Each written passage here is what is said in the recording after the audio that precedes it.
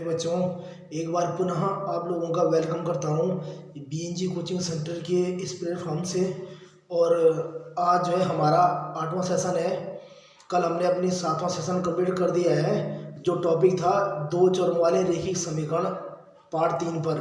आज कुछ बच्चों ने इम्पोर्टेंट क्वेश्चन भेजे हैं, आज हम इसी पर क्वेश्चन करने वाले हैं। तो चलिए आज के इस 8वें सेशन का पहला क्वेश्चन से शुरू करते हैं। तो आज का क्वेश्चन कुछ इस प्रकार से है,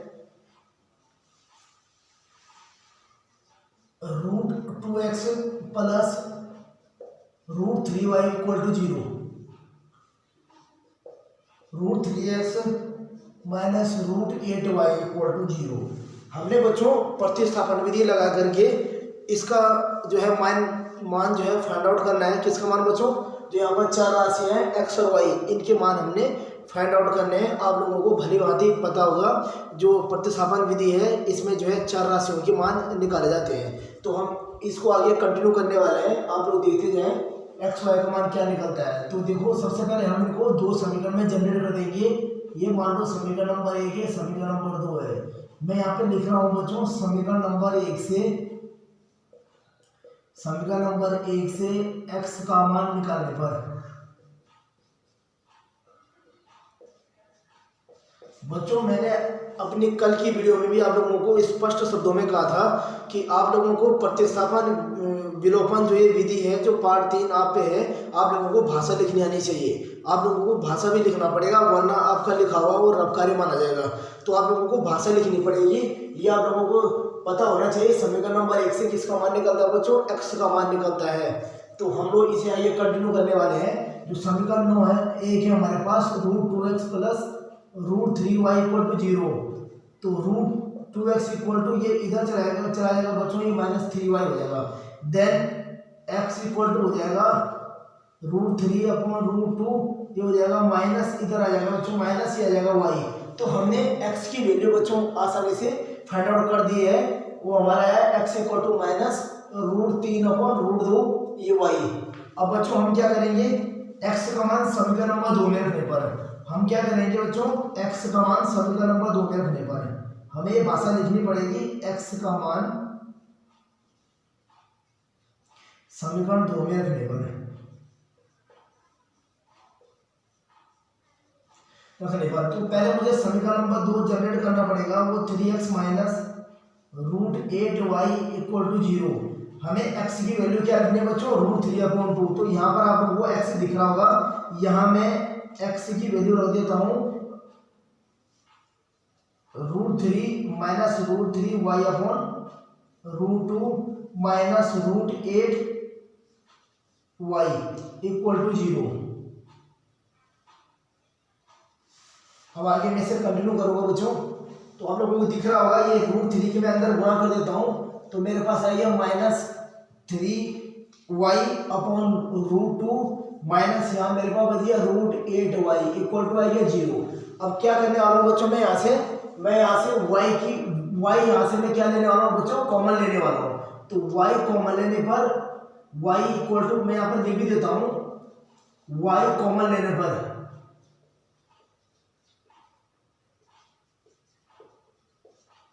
तो y कॉमन लेके क्या बच जाएगा बच्चों? हमारे पास बच जाएगा 3 अपॉन √2 माइनस, ये हो जाएगा √8 इक्वल टू 0। अब मुझे बच्चों y की वैल्यू निकालनी है। तो क्या करो बच्चों, इसके बाद ये इतना जो मल्टीपल में है, y के मल्टीपल में है, इसको आप लोग पक्षांतर कर दो। तो जब ये y की वैल्यू जो है मल्टीपल में है, जब पक्षांतर होगी तो 0 के अपॉन में आ जाएगा। तो यानी बच्चों इसका जो वैल्यू आ जाएगी वो क्या आने वाली है हमारी? 0। तो मैं डायरेक्ट लिख देता हूँ y इक्वल टू 0। क्या करो बच्चों, इसको इसके नीचे बैठा दो, क्योंकि भाग की संख्या पक्षांतर होती है तो गुणा बनती है, भाग की संख्या गुणा बनती है, गुणा की क्या बन जाती है बच्चों? भाग बन जाती है। तो यहाँ पर गुणा हो रखा y के साथ, यहाँ से भाग हो जाएगा और उसका मान क्या आ जाएगा बच्चों? 0। तो y हमने इजीली से फाइंड आउट कर दिया है, वो हमारा है बच्चों 0। तो अब हम क्या करेंगे, y का मान, इसे मैं समीकरण नंबर 3 जनरेट कर देता हूँ। तो यहाँ पर लिख देता हूँ x का मान y का मान समीकरण 3 में रखने पर, समीकरण 3 में रखने पर। चलिए बच्चों देखते हैं समीकरण नंबर 3 में रखने पर हमें x का मान क्या प्राप्त होता है। तो समीकरण नंबर 3 कुछ इस तरह से है। पहले आप लोगों को समीकरण नंबर 3 लिखना पड़ेगा। अब आपको y की जगह यहाँ पे क्या लिख देना बच्चों, 0। तो -√3 इंटू 0/√2 इक्वल टू हो जाएगा बच्चों x इक्वल टू 0/√2। तो क्या वैल्यू हो जाएगी बच्चों, x की वैल्यू 0 देन y की वैल्यू है बच्चों 0। तो हमारा जो है इसका आंसर आ गया बच्चों 0 0। तो x भी 0 y भी 0। तो अब हम बच्चों अगर इसे प्रूव करना चाह रहे हैं तो मैं आपको यहीं पर बिना पेन चलाए आप लोगों को बता देता हूँ कैसे मान हमारा 0 आएगा। देखो इक्वल टू के बाहर यहाँ क्या लगाया बच्चों, 0 ये 0, यहाँ x 0 y 0 है, तो ये 0 + 0 हो गया तो 0 आ जाएगा, 0 - 0 हो जाएगा तो 0 हो जाएगा। तो इस तरह से बच्चों हमारा जो है आज का पहला क्वेश्चन, 8वें सेशन का पहला क्वेश्चन हमारा आज कंप्लीट हुआ। उम्मीद करता हूँ आप लोगों को अच्छे से समझ में आ गया होगा। अब आप लोग इसका स्क्रीनशॉट लीजिए, फिर हम दूसरा क्वेश्चन कंटिन्यू करते हैं। चलिए बच्चों अब मैं दूसरा क्वेश्चन जो है वहाँ से कंटिन्यू करता हूँ। तो जो दूसरा क्वेश्चन है बच्चों वो कुछ इस तरह से है।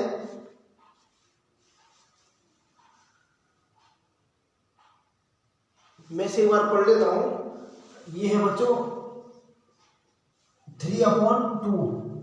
क्या है बच्चों, 3/2 x - 5y/3 equal to -2। Then x/3 plus y/2 equal to 13/6। 3x/2 - 5y/3 equal to -2। x/3 plus y/2 equal to 13/6। तो बच्चों इसे हमें प्रतिस्थापन विधि से हल करना है। तो आइए अब हम इसे कंटिन्यू करेंगे। तो क्या करेंगे बच्चों, सबसे पहले इसको इन दोनों को हम लोग इनका जो वो है लॉसर लेकर के पहले हम इसे समीकरण नंबर 1 और 2 जनरेट कर देते हैं। तो क्या करेंगे बच्चों, समीकरण नंबर 1 से हम लोग 3 2 का लॉसर लेंगे तो 6 बचेगा। 3 2 3 6 3 3 9 -3 दूनी 6 5 दूनी 10 इक्वल टू -2। ठीक है बच्चों, अब इसके नीचे 1 रख के क्रॉस मल्टीप्लाई कर देंगे तो ये हो जाएगा बच्चों 3x - 10y = -12। इसे मैं समीकरण नंबर 1 बना लेता हूँ बच्चों। इसी तरह हम इस वाले क्वेश्चन से समीकरण नंबर 2 जनरेट करेंगे तो 3 2 का लॉसर 6 आएगा। 3 2 जा 6 प्लस 2 3 जा 6 इक्वल टू 13/6। बच्चों आप लोगों को पता होगा जो बराबर में है वो आमने सामने कर जाते हैं। बच्चों बराबर के क्या होते हैं, वैल्यू आमने सामने कर जाते हैं। आपको दिख रहा होगा 6 से 6 मैंने यहाँ से काट दिया है।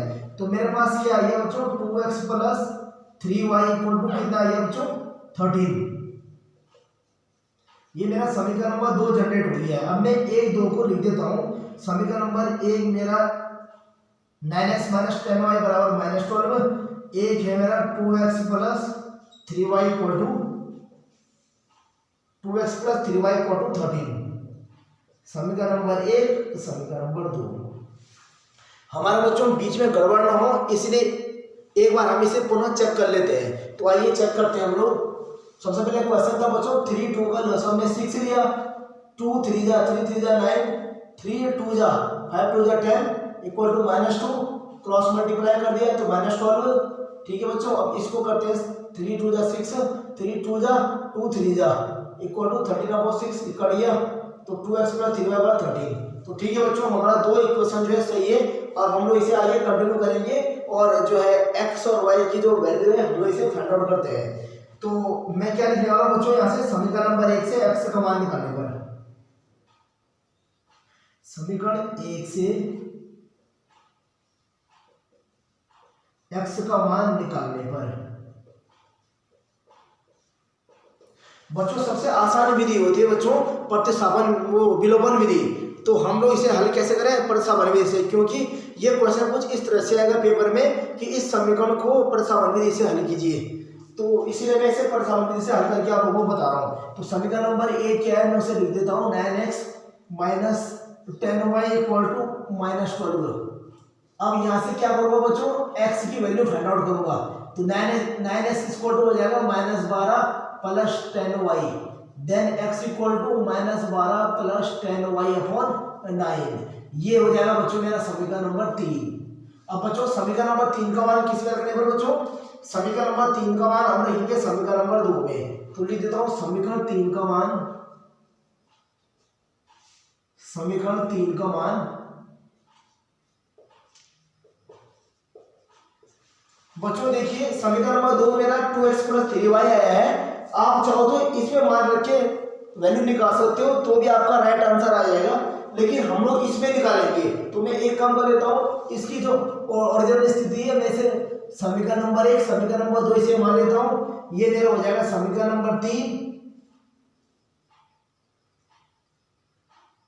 ये मेरा समीकरण नंबर 3 हो जाएगा बच्चों, और इस तरह से मेरा समीकरण नंबर 4 हो जाएगा। यहाँ पर मैं लिखता हूँ समीकरण नंबर 3 और समीकरण नंबर ये हो जाएगा बच्चों 4। तो अब समीकरण नंबर 3 का मान बच्चों किस में रखने पर, समीकरण नंबर 2 में रखने पर 3 का मान समीकरण, तो बच्चों इस तरह से ये क्या हो गया था हमारा 4, तो ये हमारा बन गया समीकरण नंबर 5। तो समीकरण नंबर 5 का मान समीकरण 3 में रखने पर, समीकरण 2 में रखने पर, समीकरण 2 में रखने पर, तो चलिए बच्चों रखते हैं मान। तो समीकरण नंबर 2 क्या है, मैं से पहले लिख देता हूं x/3 + y/2 = 13/6। तो यहां पर मान रखते हैं जो x की वैल्यू है -12 + 10y/9/3 + y/2 = 13/6। अब क्या करूंगा बच्चों मैं 3 की मल्टीप्लाई 9 से करूंगा तो ये मेरे पास आ जाएगा -12 + 10y = 9 3 27 + y/2 = 13/6। अब हम आगे से बच्चों कंटिन्यू करेंगे। हम लोग 27 और 2 का यहाँ पर एलसीएम ले लेंगे तो मुझे प्राप्त हो जाएगा 54। अब 54 मुझे प्राप्त हो चुका है। अब क्या होता है बच्चों 27 2 जा होता है 54, तो मैं 2 की मल्टीप्लाई अंदर कर दूंगा -12 + 10y प्लस और 2 की 27 बार होती है तो ये 27y आ जाएगा = 13/6। अब क्या करूंगा बच्चों 2 की मल्टीप्लाई अंदर कर दूंगा -12 -24 plus 20y plus 27y upon 54 = 13/6। अब क्या करूंगा बच्चों इनको प्लस कर दूंगा तो प्लस करके हो जाएगा बच्चों 47 ये हो जाएगा बच्चों 47y -24 अपॉन 54 = 13/6। अभी बच्चों आप लोगों को बताया था मैंने जस्ट पीछे कि बराबर में आमने सामने अगर जो कट रहे हैं उनको काट दो, फिर हम लोग इसे आगे इजीली सॉल्व कर सकते हैं। तो मैं इसे काट देता हूं बच्चों, तो 6 9 जा 54, तो ये हो जाएगा बच्चों 47y -24 = 13 × 9। ठीक है बच्चों। अब मैं क्या करूंगा बच्चों इसकी मैंने 9 से मल्टीप्लाई कर दी, यहाँ को स्थानीय 1 से जब मल्टीप्लाई करेंगे तो ये आएगा। अब क्या करूंगा बच्चों 13 की 9 से गुणा कर दूंगा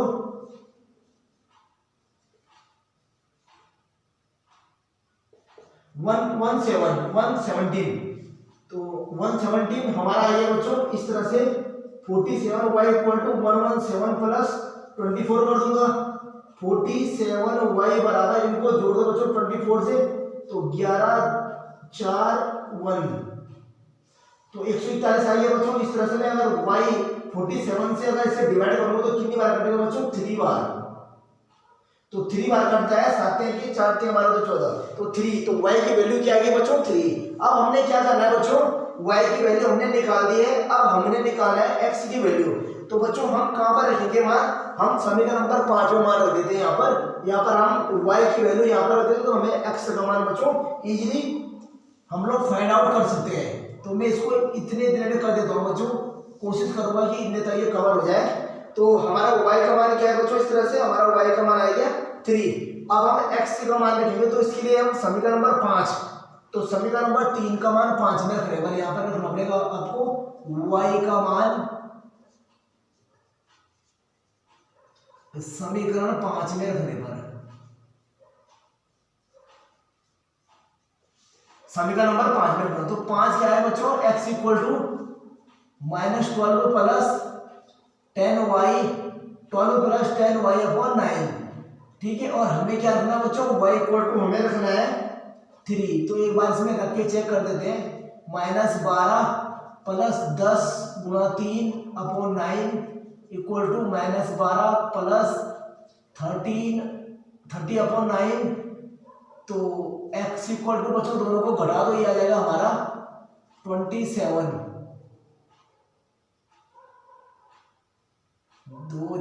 17। तो x का मान क्या है बच्चों हमारा 17 अपॉन 9। तो बच्चों दिख रहा होगा आपको y का मान तो हमारा सही आ गया, लेकिन x का मान जो है बटे में आ रहा है। तो ये मान भी हमारा किस में आना चाहिए बच्चों, ये हमारा मान बटे में होना चाहिए। तो यानी हमने कहीं पर गड़बड़ किया है। एक बार हम लोग इसे दोबारा चेक कर लेते हैं बच्चों, गड़बड़ हुई कहाँ पर। तो अगर इसे माइनस करेंगे इससे, तो ये हो जाएगा बच्चों हमारा 17 अपॉन 9। तो समीकरण नंबर 5 क्या थी बच्चों, एक बार से दोबारा चेक कर लेते हैं।